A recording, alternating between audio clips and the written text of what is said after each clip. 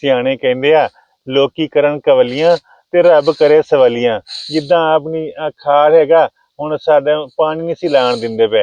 ਉਹ ਕਹਿੰਦੇ ਜੀ ਪਹਿਲੇ ਅਸੀਂ ਪਾਣੀ ਲਾਉਣਾ, ਉਹਨਾਂ 2 ਮਰਬੇ ਸੀਗੇ 50 ਕਿੱਲਿਆਂ ਦਾ ਮਾਲਕ ਨੇ ਜੀ, ਅਸੀਂ ਪਾਣੀ ਲਾਉਣਾ ਪਹਿਲੇ ਸਾਡਾ ਲੱਗ ਜਾਓ ਤੇ ਫਿਰ ਤੁਸੀਂ ਲਾਉਣਾ। ਖਾਲ ਇੱਕ ਹੈਗਾ ਤੇ ਟੂਅਲ ਵੀ ਪਿੱਛੋਂ ਇੱਕੋ ਆਉਂਦਾ, ਜਾਂ ਪਿੱਛੇ ਨਹਿਰ ਵੀ ਦਾ ਵੀ ਇਹ ਖਾਲ ਟੂਅਲ ਦਾ ਝੱਟਾ ਲਾ ਕੇ ਇੱਥੋਂ ਚਲਾਈਦਾ। ਹੁਣ ਝੱਟਾ ਲਾਇਆ ਸੀ ਪਿੱਛੇ ਤੇ ਉਹਦੇ ਨਾਲ ਪਾਣੀ ਪਾਉਣਾ ਜੀ, ਅਸੀਂ ਪਹਿਲੇ ਪਿਆਵਾਂਗੇ।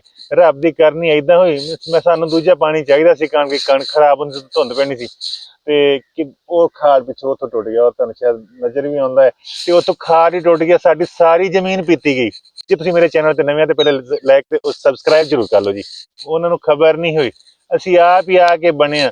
ਏਦਾਂ ਕਿਸੇ ਦਾ ਹੱਕ ਮਾਰੋਗੇ ਨਾ, ਕਿਸੇ ਜਦ ਰੱਬ ਵੀ ਉਹਦਾ ਹੱਕ ਫਿਰ ਰੱਖਦਾ ਨਹੀਂ ਗਰੀਬ ਦਾ। ਠੀਕ, ਅਸੀਂ ਮਾੜੇ ਜ਼ਿਮੀਂਦਾਰ ਸੀ, ਉਹਦੇ ਕੋਲੋਂ ਅਸੀਂ ਲੜ ਵੀ ਸਕਦੇ ਸੀ, ਨਹੀਂ ਲੜੇ।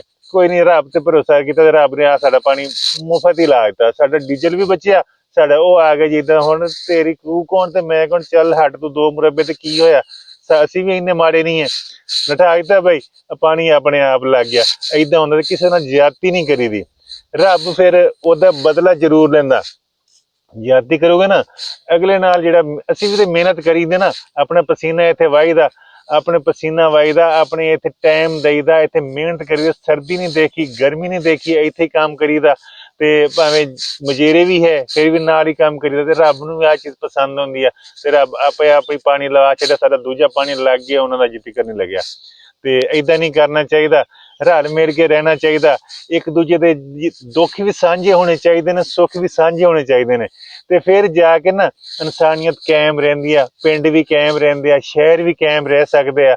ਅਗਰ ਆਪਾਂ ਇੱਦਾਂ ਕਰਾਂਗੇ ਨਾ ਜ਼ਿਆਦਤੀ, ਕਾਇਮ ਨਹੀਂ ਰਹਿਣੀ। ਉਹਦੇ 2 ਮੁਰੱਬੇ ਰਹਿਣੇ, ਨਾਲ ਕੋਈ ਨਹੀਂ ਰਹਿਣਾ, ਇਕੱਲਾ ਹੀ ਬੈਠਾ ਹੋਣਾ, ਫਿਰ ਸੱਦਦਾ ਕਿ ਆ ਜਾਓ ਵੀ ਅਸੀਂ ਤੇ ਇੱਥੇ ਮਰ ਗਿਆ ਰੁਲ ਗਏ। ਏਦਾਂ ਨਹੀਂ ਹੋਣਾ ਚਾਹੀਦਾ। ਬੰਦਾ ਸ਼ੁਰੂ ਤੋਂ ਹੀ ਵੇਖ ਕੇ ਆਪਣਾ ਕਦਮ ਚੱਕੇ, ਵੇਖ ਕੇ ਰੱਖੇ, ਕਿਸੇ ਦਾ ਹੱਕ ਨਾ ਖਾਏ, ਕਿਸੇ ਨੂੰ ਇਸ ਤਰ੍ਹਾਂ ਦੀ ਗੱਲ ਨਾ ਕਰੇ, ਕਿਸੇ ਦਿਲ ਨਾ ਦਿਖਾਈਏ, ਤੇ ਰੱਬ ਵੀ ਬੜਾ ਖੁਸ਼ ਹੁੰਦਾ।